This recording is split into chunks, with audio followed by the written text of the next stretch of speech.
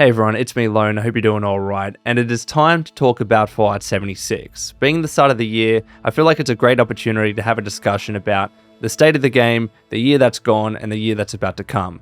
We're going to be talking about content, roadmaps, and ultimately the concerns that I have for the future of Fallout 76. So if you enjoyed this video, please like it, I'd really appreciate it. Subscribe if you're new, but sit back, relax, and enjoy the video. But before we get into it, I would like to talk about my second ever sponsor for the channel, Skillshare. Skillshare is an online learning community with literally thousands of classes on a vast range of topics. Skillshare is well known for classes in content creation, but it also has hundreds of career-focused classes too. And with a new year, when else is a better time to reinvent your goals? Whether it's exploring your career options, wanting more financial stability, or learning how to be your own boss, Skillshare can help you. Personally, I am a huge fan of the Productivity for Creators classes. Having a full-time job myself, the videos have provided me with some great tips to help me find time in my life to maintain my YouTube side hustle and being as motivated as possible. This is something that I genuinely struggle with, so listening to other creators in a similar position as me and learning from their own experiences has been invaluable. And thanks to Skillshare, you can benefit from these great classes too. The first 1,000 people to use a link in the video description and pinned comment will get a 1-month free trial of Skillshare. So please check it out, join, and get to learning.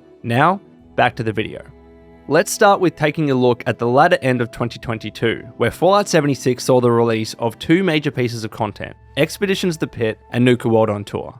The Pit saw the long-awaited introduction of Expeditions to Fallout 76, where players would be able to leave Appalachia for the first time and travel to a post-war Pittsburgh in order to assist the Union in reclaiming their home from a new raider faction, the Fanatics. Hype for the Pit was indeed very much high at one point, but once players got their hands on it during the PTS and then eventually the full release, reviews on it were mixed to say the least. The location and setting were, no doubt, one of the best parts of the new content update, almost by a country mile. Seeing the Pit brought back to life long after Fallout 3's DLC and the new upgraded engine was great. It was haunting, nostalgic, beautiful, and something that I personally enjoyed a lot. I know I wasn't alone in this regard too. I would say the vast majority of players enjoyed simply being in the Pit and reminiscing in its glow once more. However, as good as the location itself was, unfortunately it was simply not utilized to its full potential. Expeditions did not allow us to really explore the Pit in a manner which I believe most players either expected or at least hoped. Instead, we were treated to large-scale repeatable missions, which players would continuously need to replay again and again in order to obtain the new rewards. This is why Expeditions had crudely been labelled as Daily Ops 2.0, and it's hard to argue against that. To make things worse, the update introduced yet another currency to the game, stamps, on top of caps, scrip, gold bullion, perk coins, and others. And for the cherry on top, the stamp requirements for the fancy new rewards were so notoriously high that many people were simply turned off from playing or even trying to complete Expeditions in the first place, especially when you received so few stamps per completion, even if you did all the additional tasks. Now don't get me wrong, for anyone who had played any amount of Fallout 76 up until this point, none of this should have been a surprise. The Pit was largely what we have come to expect from this game. Repeatables, currencies, rewards, grind. Like it or love it, that epitomizes what Fallout 76 is, especially when it comes to the end game, and the Pit simply reinforced more of that, albeit with a fancier skin. And if that's what you wanted, great. The Pit delivered in that regard, and it probably did exactly what Bethesda wanted to achieve. Keep the core Fallout 76 fanbase engaged and coming back to the game every day in order to hopefully buy more atoms. But for many other players, including myself, this simply was not enough to reignite the spark that we once had for Fallout 76. But then there was Nuka World on Tour. This content update arrived in December of 2022 and was Double 11's first full involvement, if you will, in helping BGS create a content update for Fallout 76. For those of you who are unaware, Double 11 is an independent game dev studio out of the UK who Bethesda Game Studios brought on board to help develop content for Fallout 76. Double 11 already provided some assistance to BGS prior to Nuka World on Tour, but the expansion really was their first proper foray. And as part of this, they helped introduce 3 new public events, a refreshed carnival location, new rewards,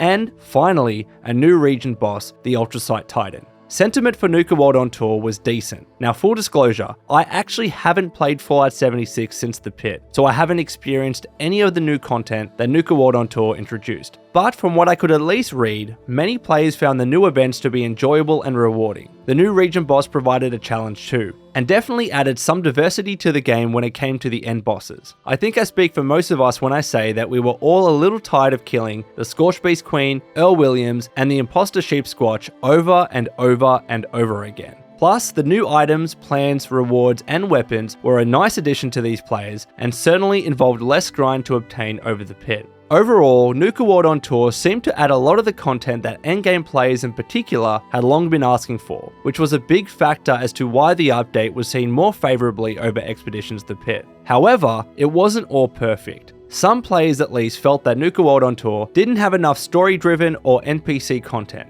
To these players, the revamped location largely felt empty with a lot of unused space, and actual story quests or at least Radiant PvE content would have been a nice benefit. There is, of course, still plenty of scope for BGS to expand this location even more, but with them still technically promising more expeditions, plus new content for the year, alongside all the regular seasonal updates, etc., I think the chances are that the Nuka World on Tour location will largely be staying the way it is. So, between Expeditions The Pit, Nuka World on Tour, the earlier content of Invaders from Beyond and Test Your Mettle, plus everything else in between, how could we sum up the year that Fallout 76 had in 2022? Well, if you still enjoy the loop and grind of Fallout 76, then the last year of content probably would have been fine for you. Enjoyable even. But if you were expecting more content, and in particular, content that is heavily story-based, and typical of what we've come to expect of, let's say, the DLC of a regular Fallout game, it's fair to say that Fallout 76's 2022 would have been a disappointment for you.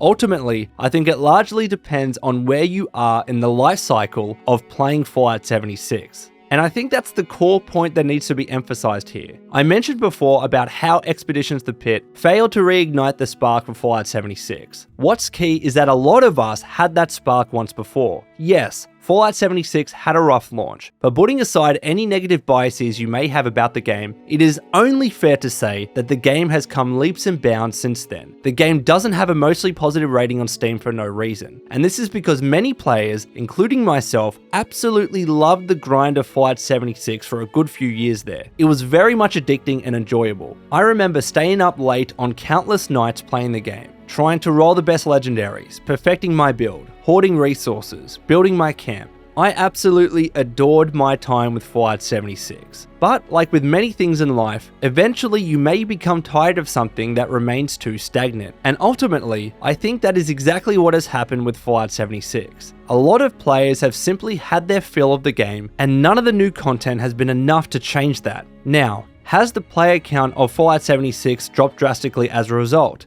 Actually, no. If you look at Fallout 76 on the Steam charts, you can see that a consistent amount of people are still playing the game. Yes, player count numbers wax and wane as new content has come and gone, but ultimately there has not been a noticeable decline in player numbers, at least on PC. But I will say I think the player base is ultimately staying at roughly these levels primarily because the game is on Game Pass. New players are constantly rotating in, while old ones who have become bored of the game are rotating out. And I am certainly in that latter category. After having played Fallout 76 for over 4 years, in addition to creating tons of videos on the game, not to mention actually working on the game for a period while I worked at Bethesda as a community manager, I am very much burnt out and none of this new content has been enough to bring me back. So with all that being said, what does 2023 actually hold for Fallout 76? Well, thanks to the Season 11 community calendar that was published in early December, we at least know what's generally going to be happening to the game until at least April Fools of this year. We'll have the typical events in January, like Caps Aplenty, Gold Rush, Script Surplus, and the like. February will bring some double events, Purveyor Sales, and the return of Fashnot Day, plus the new Season 12 on February 28. And this update should also bring new events too, which should keep players preoccupied throughout March, leading up to a strange unknown event in time for April Fools. Quality of life updates and bug fixes can also be expected throughout this window too, alongside hopefully the long-awaited implementation of the Legacy Weapons Removal update that was meant to come last year. While these kinds of updates won't do much to bring back players who have long abandoned the game, they will certainly be a sight for the sore eyes of the core endgame players who have been desperately waiting for these kinds of fixes. We should also see a new Fallout 76 roadmap for 2023 very soon, detailing the major updates that we can expect for the game for the remainder of the year. Last year, this roadmap was published on 21 February, so we might see the 2023 version come out next month. Though there's a small chance we actually get to see it later this month if the rumored Xbox event takes place in January, where they supposedly plan to show off more of Starfield, Redfall, and other Bethesda content. This would be a good opportunity to release some big Fallout 76 news, and hopefully,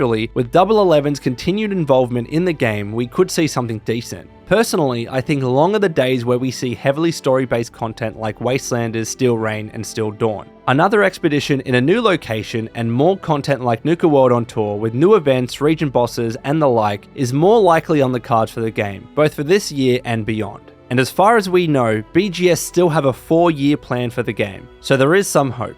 However, here's where I talk about my main concern for Fallout 76 as a game. Ultimately, it doesn't even come down to what I believe BGS and Double Eleven can bring to the table when it comes to new content, though that is definitely an issue if you are expecting more story content, as I said before. Rather, I am much more worried about the player base for this game becoming seriously divided. 2023 is going to be the first year since really the launch of the game where Fallout 76 will face some serious competition from Bethesda Game Studios' own titles. The big one, of course, is Starfield. We are still expecting that game in the first half of 2023, with a new support page confirming that fact. We also know that Fallout 4 will be getting a next-gen update, with 4K resolution, high frame rate, bonus Creation Club content, bug fixes, and other improvements. There are also some signs that Skyrim may be receiving a new update as well, potentially in the form of a marketplace that sees a return of paid mods, but in a new skin. So with these 3 big releases all likely coming this year, I think there is a genuine risk that the attention of Bethesda fans will become seriously divided. I see so many existing and potential Fallout 76 players absolutely flocking to Starfield, especially because it will be on Game Pass too, and once that Fallout 4 next gen update is out, it's going to be a done deal. How many people are actually going to be left playing Fallout 76 at that point? Of course, it's not going to have 0 players. There will be people that want to stick with the game, even if it's infrequently. But Starfield is going to be Bethesda Game Studios' first proper single-player title in over 7 years, which will bring all the things that we've come to know and love from a BGS title, including mods. And then there's Fallout 4. Regardless of what your opinions may be on the game, I know it can be a divisive game in the online Fallout community in particular, but it is very much a huge and beloved game. Fallout 4 was so ridiculously successful, and a next-gen update will likely satisfy the itch that many Fallout fans currently have, short of a brand new Fallout game, of course. So suffice it to say, I truly believe that Fallout 76's player count numbers will take a massive hit, and if the numbers get too low, that may genuinely force Bethesda to assess their level of support for the game. If Starfield, Fallout 4, and potentially Skyrim is where the money is, in my opinion they will not hesitate in pulling resources from BGS Austin to help out, which seemingly is enough of a skeleton crew as it is, and that will mean even less content than what we're getting today. So ultimately, yes, I am concerned for the future of Fallout 76. I think that it's seen its best days and will likely not return to its previous highs. But is this really a bad thing? Fallout 76 has had a long cycle. It's been active in terms of support and player numbers for over 4 years now. And BGS, to their credit, have produced a game that many people love. It is a game that has created thousands of fun moments, friendships, and heck, even marriages. Fallout 76's community is genuinely one of the most wholesome, positive communities in gaming, period. And that kind of community does not simply get built out of thin air. The game is far from perfect, we all know that, but it's come a very long way. Unfortunately, however, support for the game will have to come to an end at some point. Whenever that is, I'm not entirely sure, but at some stage it's due. And you know what? That's okay. It is the natural cycle of any video game. Anything in life really. And we have to expect that that day will come for Fallout 76. It's just a matter of when, not if. But that is more or less everything that I have to say about Fallout 76. If you enjoyed this video, again, I'd really appreciate a like, and please let me know your thoughts in the comments below. Until next time, this has been Lone, please take care of yourselves, and would you kindly keep fighting the good fight.